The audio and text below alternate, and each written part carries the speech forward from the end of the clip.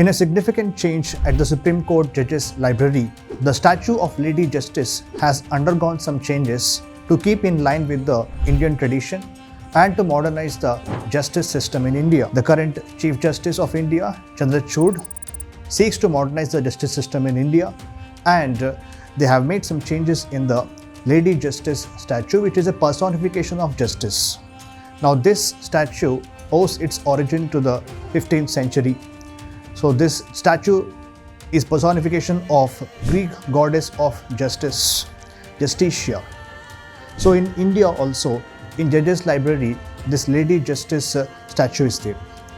And it has got the blindfold, which means the interpretation actually has been that justice is not blind, of course. Justice is something which denotes impartiality, something which does not see the wealth or influence or social status of a person, but it remains same for every single person.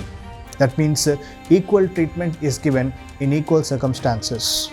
India already has Article 14 in the Constitution, which symbolizes the rule of law. Everybody is equal in the eyes of law. But now this Lady Justice statue has undergone some changes to keep in line with this Article 14. So the blindfold has now been removed and the eyes are uncovered. Also, on the left hand, the sword, which symbolized authority and punishment, has been replaced with the Constitution. And the right hand, which had the scales of justice, they are still intact, which means the court will listen to both sides of the arguments when they are giving an important decision.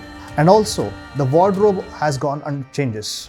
The sari has replaced the Western wardrobe, which means this sari will also be in line with the India's cultural identity.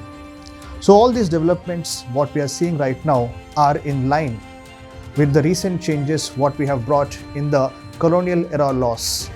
The Bharatiya Nyaya Samhita has replaced the IPC, and the outgoing CGI also wants to modernize justice system, and this move also is departing from the colonial legacies, and we want to showcase the India's cultural tradition.